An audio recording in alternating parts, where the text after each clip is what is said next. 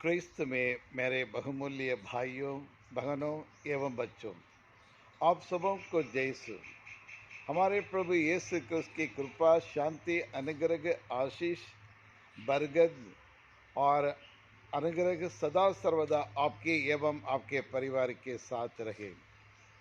प्रिय विश्वासियों, आज माता कलिसिया सामान्य काल का चौथा इतवार मना रही है और आज के और तीनों पाठों के द्वारा और प्रभु यीशु क्रिस्त और अधिकार के बारे में बतलाते हैं।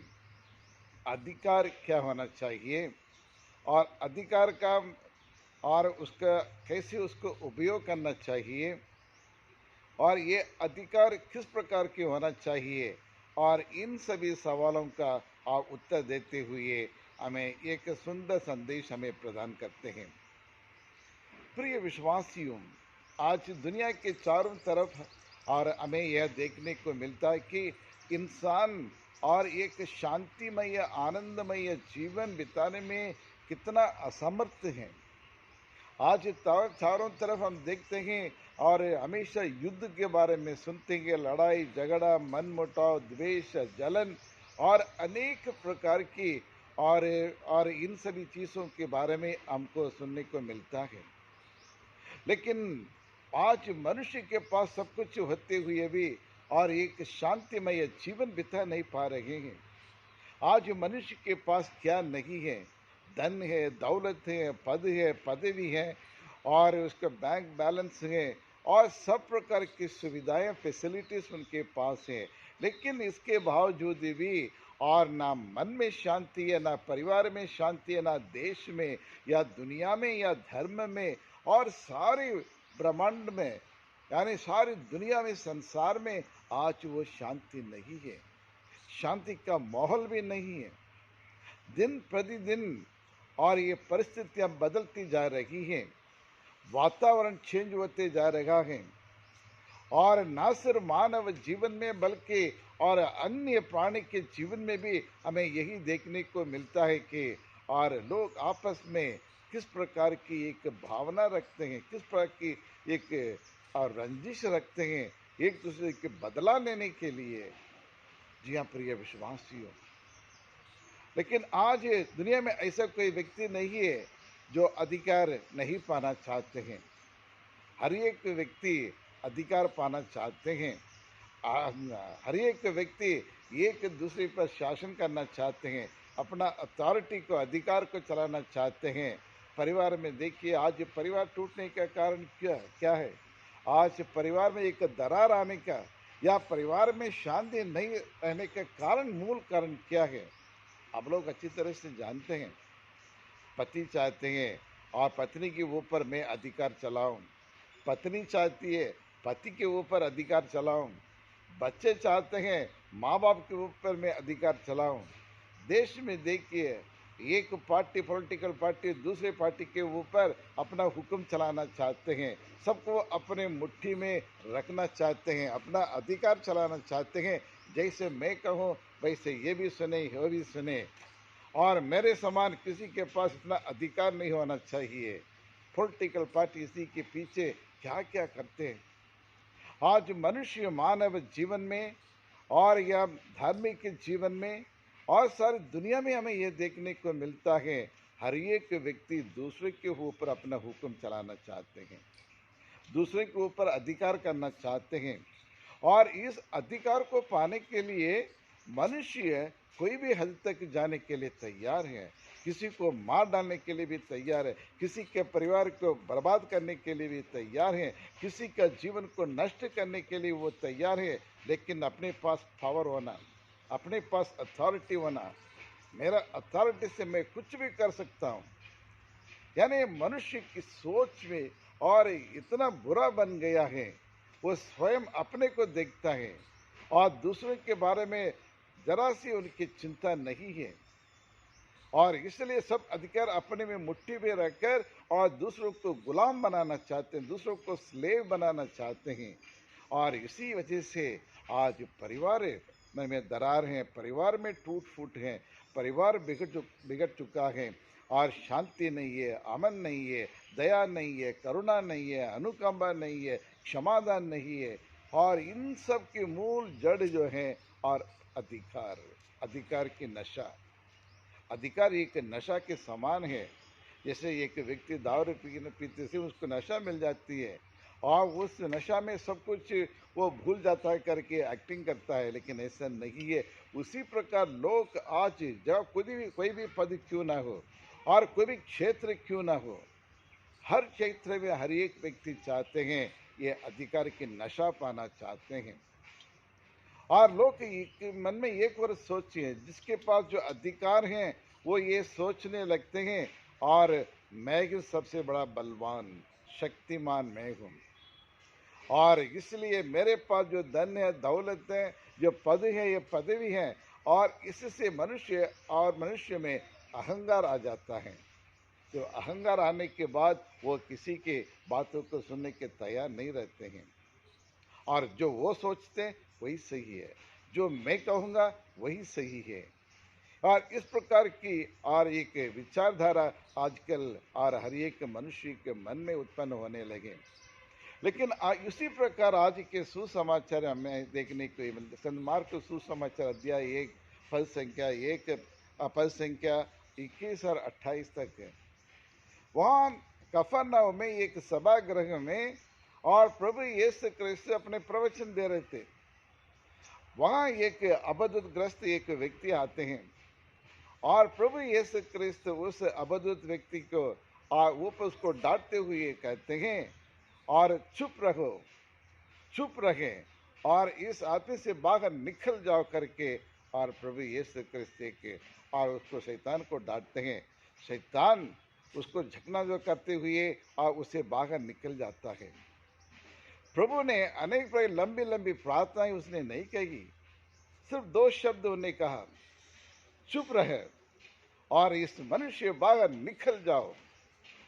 आने इतने में यानी ईश्वर के उस वाणी में, ईश्वर के वचन में ताकत, इतना अधिकार था, एक सामर्थ्य भरा हुआ शब्द था। वो शब्द में इतने ताकत थी, और उस मनुष्य जो कई सालों से, कई वर्षों से और अबदूत से ग्रस्त था, लेकिन सभी बंधन को तोड़ते हुए उनसे बाहर निकल गए। जी हाँ क्रिस्त में प्यारे भाइयों और बहनों, लेकिन हमारे मुंह से निकलने वाले शब्द कैसे हैं, हमारा मुंह से निकलने वाले वचन कैसे हैं? जब हम किसी से बातचीत करते हैं या फिर किसी को संदेश देते हैं, तो हमारे वाणी में, हमारे वचन में क्या शुद्धता है, पवित्रता है, लीनता है, सच्चाई है, प्रेम है, क्षमा है, आनंद है, भाईचारा है, इंसानियत है, मानवता है? ये सब नहीं है। यानी बदले की भावना से हम कहते हैं या कभी कभी मुंह से बोलते हैं, लेकिन दिल की गहराई से वो निकलता नहीं है।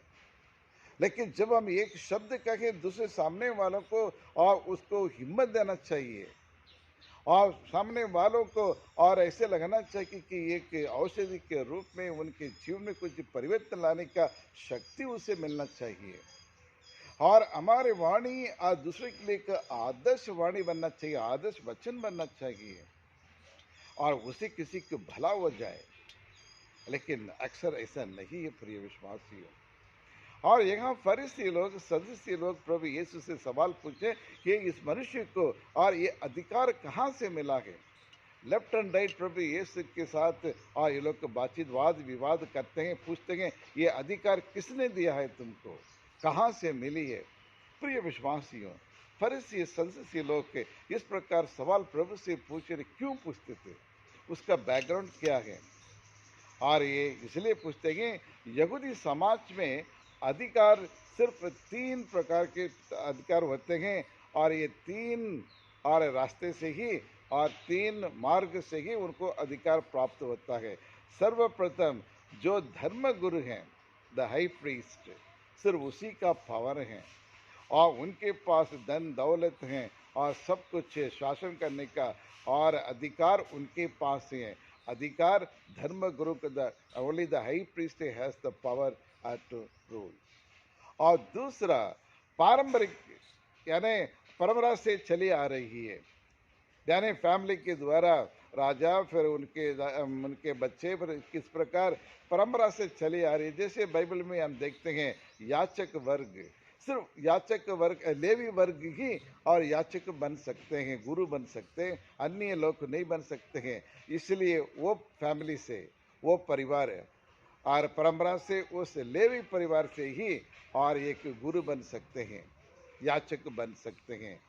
और तीसरा, जो लोग धर्मशास्त्र के नियम कानून को भली भांति जानते हैं और वही लोग उनके पास और अधिकार आता है। फरीसी लोग, सदूसी लोग, ये सब पुराने विधान को अच्छी तरह से पढ़े लिखे हैं।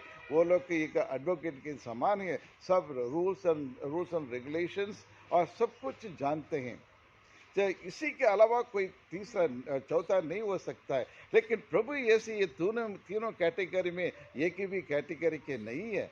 लेकिन उसके बावजूद भी और शैतान के ऊपर और आदेश देना या फिर नेचर के ऊपर, प्रकृति के रूप में, या और आंधी तूफान के ऊपर और ये अपने डांटना, उसके अधिकार चलाना, इनको कहाँ से मिला करके एक बहुत बड़ा एक सवाल।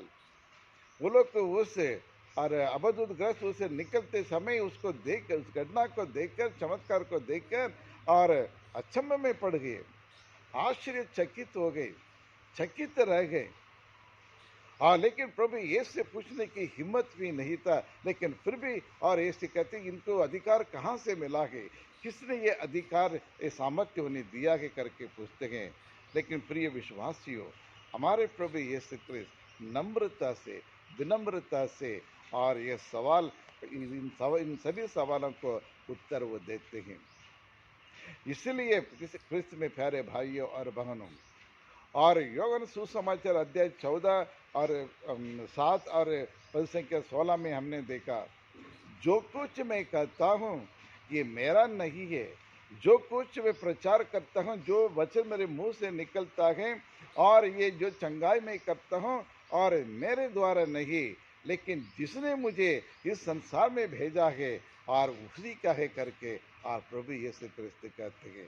यानी कहने का तात्पर्य, प्रिय विश्वासियों, प्रभु के पास जो सामर्थ्य है, जो पावर है और उनकी सामर्थ्य, अथॉरिटी है, वो प्रभु यीशु का नहीं, पिता परमेश्वर का है।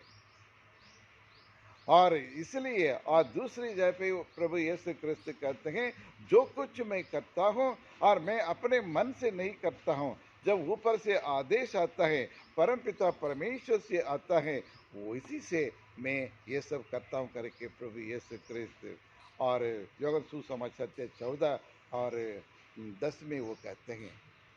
जी क्रिस्त में प्यारे भाइयों और बहनों, प्रभु यीशु के ये अधिकार और वह हमेशा प्रभु यीशु क्रिस्त पिता परमेश्वर से और प्रभु परमेश्वर के साथ संग रखने से, और प्रभु यीशु क्रिस्त ईश्वर में लीन हो जाते हैं और ईश्वर उनमें उपस्थित हो जाते हैं। लेकिन प्रभु यीशु ये communion, union with the lord, the power comes through the union with the heavenly father. प्रभु यीशु क्रिस्त सुबह और शाम अपने दैनिक कार्य को या पर अपने मिशन कार्य को समाप्त करने के बाद पगार एकांत में जाते हैं।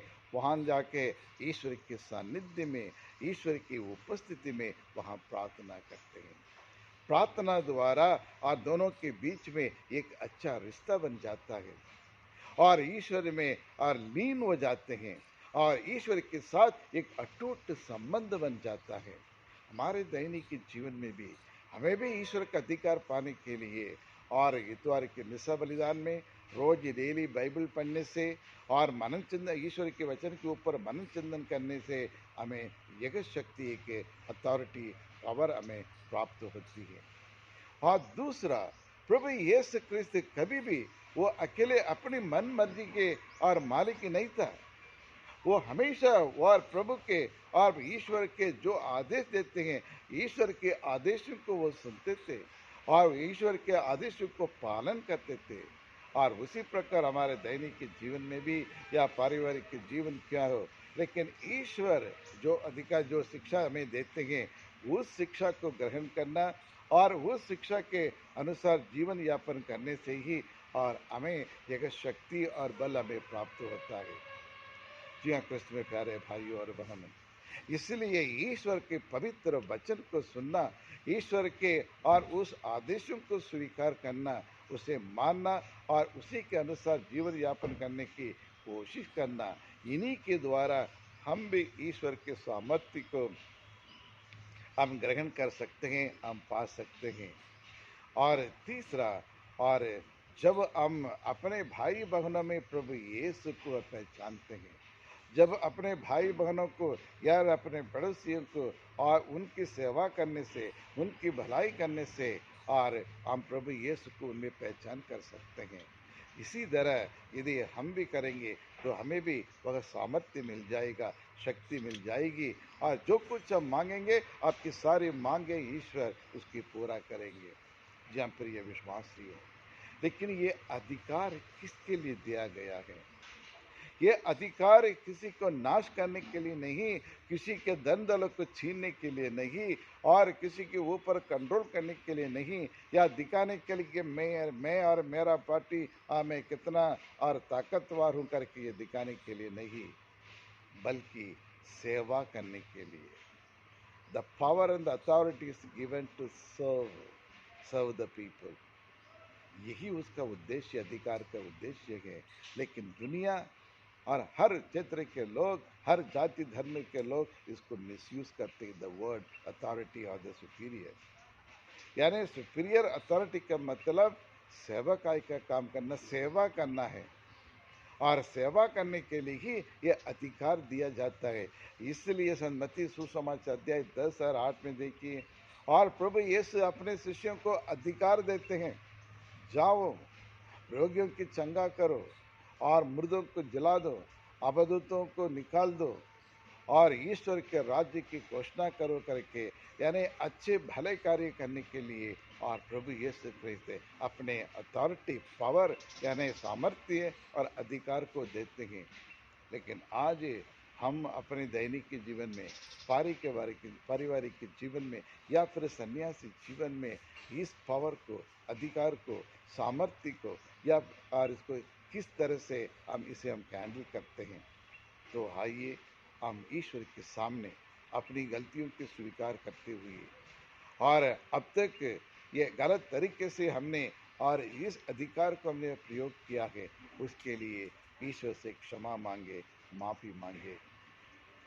हे पिता परमेश्वर, हम आपको धन्यवाद देते हैं प्रभु, हमारे हर प्रार्थनाओं को स्वीकार करने वाला परमेश्वर, सच्चा परमेश्वर तू ही है, कभी भी बदलने वाला परमेश्वर नहीं है।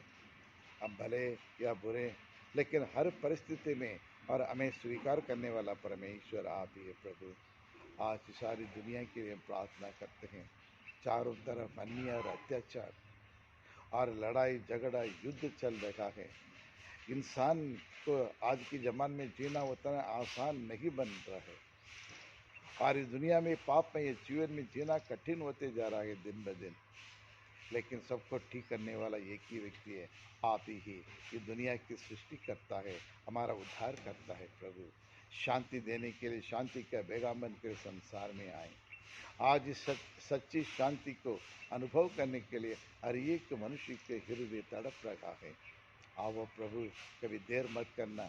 हमारे परिवार में, हमारे समाज में, हमारे जाति में, धर्म में, मोहल्ले में और देश में, दुनिया में आपकी उपस्थिति की सख्त ज़रूरत है।